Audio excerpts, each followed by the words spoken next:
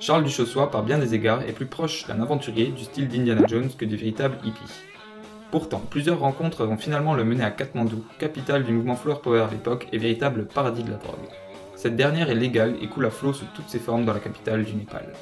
Véritable témoignage d'une période méconnue, le récit de Charles Duchossois, Flash ou le Grand Voyage, ne laisse pas indifférent et marque profondément. De bandit à junkie, sa descente est rapide, brutale, violente. Il ne finit par vivre que pour le flash, cette sensation de bonheur indescriptible, irréel, qui survient uniquement et seulement après le fixe ou le shot. Voilà pourquoi tout vrai drogué, un jour ou l'autre, en arrive fatalement à la piqûre et devient un junkie. Un dieu ou une loque. Au choix.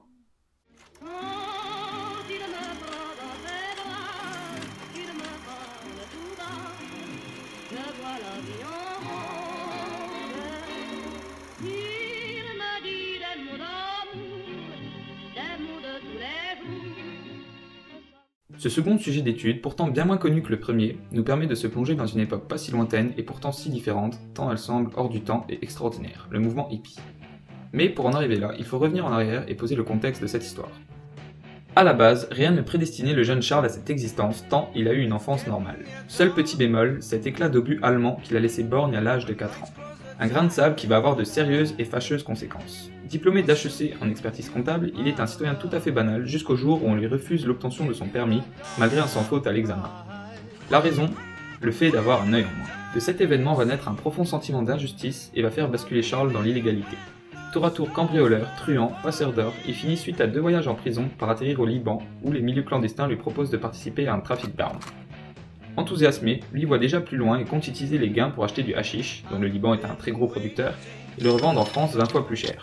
Par le biais d'un gros revendeur, il est envoyé recenser des producteurs, la police ayant raflé une partie d'entre eux. Là, il rencontre un paysan très hospitalier qui lui apprend tout ce qu'il sait sur le hashish. Charles lui propose de quitter le joug du grossiste et de devenir son partenaire, où il gagnerait un meilleur salaire. Ce dernier accepte sous condition de récupérer les armes laissées et cachées par l'armée française dans les tunnels de la montagne pour pouvoir se protéger des grossistes. Ils y parviennent sans problème, et tout semble s'aligner pour que Charles puisse commencer son business si il n'avait pas commis une grosse erreur. Il s'est laissé tenter par les avances de la femme du grossiste, ce qui n'est évidemment pas la meilleure chose à faire. En disgrâce, il est obligé de fuir précipitamment le pays pour la Turquie. Après avoir manqué mourir de froid sur le chemin vers Ankara, il arrive en 1969 à Istanbul, ville de tous les trafics. C'est là où pour la première fois, il rencontre la communauté hippie et où il expérimente le hash avec ce qu'on appelle des chillums. Il remarque déjà une règle d'or dans cette fraternité, le partage. Malgré qu'il n'ait rien, on lui donne de la drogue sans rien demander en échange. Les hippies l'emmènent aussi sur leur île, inconnue des autorités, qui leur promet de consommer sans avoir de problème. Là, il assiste malheureusement à l'overdose d'une jeune femme et il est surtout choqué par l'absence d'émotion dans l'assistance. Cet événement pourtant dramatique paraît normal. Seule une espèce d'oraison funèbre à base de fleurs et de musique est faite. Mais Istanbul sera surtout le lieu qui va lui permettre de se mettre à l'abri financièrement pour le reste du voyage. En effet, en rencontrant un Canadien plein aux as, mais très idiot, il va parvenir à le truander et à lui vendre pour 3000 $ une valise pleine de sable au lieu de plusieurs kilos de hashish. Cette somme, qui peut paraître faible de nos jours, correspond à une véritable petite fortune dans les pays orientaux pour l'époque. C'est avec ce véritable pactole en poche qu'il fuit la ville avec 3 amis ayant peur des possibles représailles. Malheureusement, l'hiver va leur jouer un mauvais tour car une sortie de virage hasardeuse va envoyer l'auto dans le décor et tout le monde à l'hôpital. Lui, par chance, s'en sort indemne, mais 2 de ses amis décèdent et le dernier se voit lui aussi contraint à stopper son voyage, ses blessures étant trop importantes.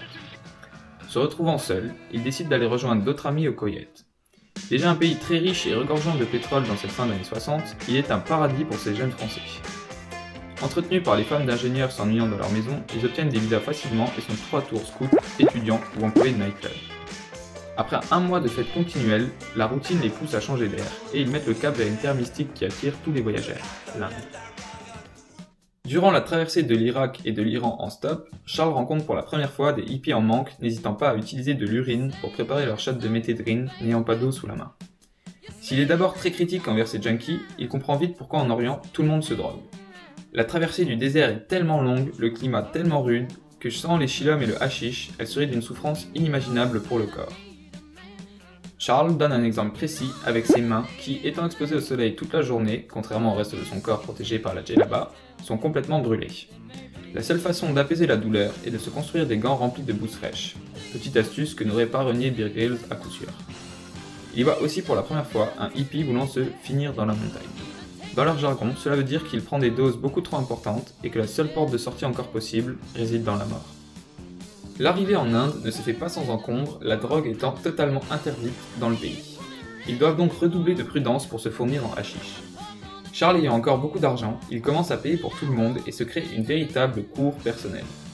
Le quotidien des hippies, la libération sexuelle, la drogue, fascine les Indiens et certains d'entre eux n'hésitent pas à jouer les voyeurs pour les voir à l'œuvre. Charles n'est évidemment pas de cet avis, et après lui avoir intimé en pleine défonce de partir à coups d'insultes, une dispute au couteau s'enclenche. Heureusement très vite interrompue, il s'en sortira vivant. Cette vie trépidante le pousse à rechercher toujours d'autres expériences et sensations. Et c'est donc en se promenant par hasard à la recherche de hashish dans le quartier chinois de Bombay qu'il va découvrir une vieille fumerie à opium. Le serveur, là depuis plus de 50 ans, a le côté gauche du corps complètement strié à force de se coucher sur sa natte après avoir pris de l'opium. Fatalement, Charles va vouloir essayer et va augmenter très rapidement les doses. Il ramène bien sûr toute sa cour et continue de payer pour tout le monde. Mais justement, l'argent commence à manquer, et pour pallier à ce problème, il devient figurant à Bollywood, qui est à la recherche d'acteurs européens. Il gagne 50 roupies par jour, ce qui représente à l'époque 50 fois le salaire d'un travailleur moyen. Malgré ce montant plus qu'honnête, il reste toujours à l'affût des bons coups et pense en flairer un lorsqu'il rencontre un journaliste à la recherche d'un scoop. Ce dernier souhaiterait photographier une tour de la mort. Plus précisément, il existe une secte à Bombay, les Parsis, qui ont une coutume particulière avec leurs morts. Au lieu de les enterrer, il les place au sommet d'une tour et laisse faire les vautours pour le reste. Néanmoins, leur culte est très secret et les étrangers ne sont pas les bienvenus. Seuls les prêtres ont l'autorisation de pénétrer dans le monastère. Toutefois, il en faut plus pour décourager Charles, et avec deux autres amis hippies, ils vont tenter le coup. Après avoir passé les barbelés, le mur d'enceinte, les pièges à loups et les chiens, ils arrivent finalement à escalader une tour et à prendre plusieurs photos, malgré un décor tout à fait repoussant qui les fait tous vomir. Ils arrivent à sortir tant bien que mal pour finalement se rendre compte que les pellicules vendues par les Indiens sont périmées depuis 4 ans. Ils ont pris beaucoup de risques pour rien. De son propre aveu, à ce moment de sa vie, il aurait pu encore décrocher du hashish, de l'opium et continuer ses voyages, avec mal, mais il aurait pu le faire. Cependant, le cœur a ses raisons que la raison ignore, et par amour pour une fille seulement, il met finalement le cap vers la capitale du Népal et des hippies, Katmandou. En chemin, à Benares, une ville indienne aux 2000 temples qui est un lieu de recueillement pour tous les parias, il va être témoin d'un horrible accident. Dans les faubourgs de la ville, il rencontre un jeune enfant, revendeur de ganja, qui est une version plus soft du hashish, avec qui il sympathise rapidement. Malgré avoir convenu de se retrouver le jour d'après, le gosse reste introuvable. Inquiet, Charles finit par mener une petite enquête et tombe sur une scène insoutenable. Tenu au sol par 3 hommes, on lui coupe une jambe, sans anesthésie évidemment, pourtant parfaitement valide. La raison de cette boucherie ? Rendre le petit plus apitoyant et donc le faire devenir un meilleur mendiant. Une idée du bourreau ? Son propre père. Dégoûté par cet acte inhumain, Charles part le plus vite possible de l'Inde et rejoint donc enfin Katmandou. La ville est déjà depuis quelques mois la plus haute place hippie au monde, la drogue étant parfaitement légale sous toutes ses formes. Plusieurs lieux de la ville d'ailleurs sont passés à la postérité, comme par exemple le Covadis, hôtel hippie où toutes les chambres sont gratuites pour les gens de la communauté, ou la chambre des flippés, où se déroulent 24 heures sur 24 des drogues parties, certains des occupants n'ont pas vu la lumière du jour depuis plusieurs semaines, ou encore le Carbine Restaurant et l'Oriental Lodge, autre lieu de fête et de rencontres.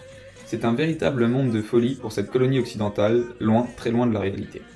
Le rythme solaire, les repas, l'hygiène, plus rien n'a de sens et d'importance.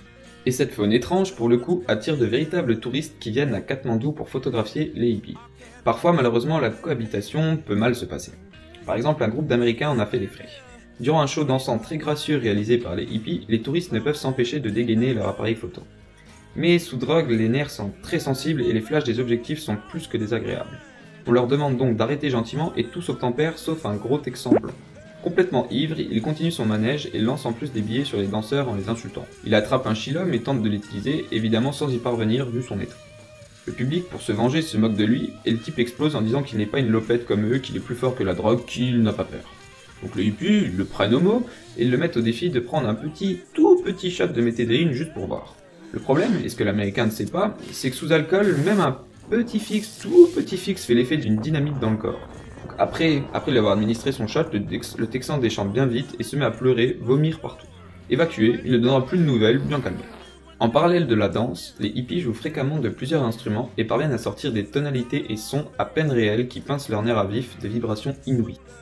Des propres mots de Charles, ils sont littéralement le rythme, la musique, le son. Bien qu'il vit perpétuellement avec les hippies, il n'en est pas devenu un pour autant. Par exemple, ils ne partagent pas leur code vestimentaire fait de vêtements bariolés de couleurs ou leur idée politique. Surtout, contrairement à la plupart, il a pour l'instant évité les drogues les plus puissantes que sont l'héroïne, le LSD, la morphine ou encore la méthamphétamine. Mais cette boîte de Pandore est en train de le guetter dangereusement.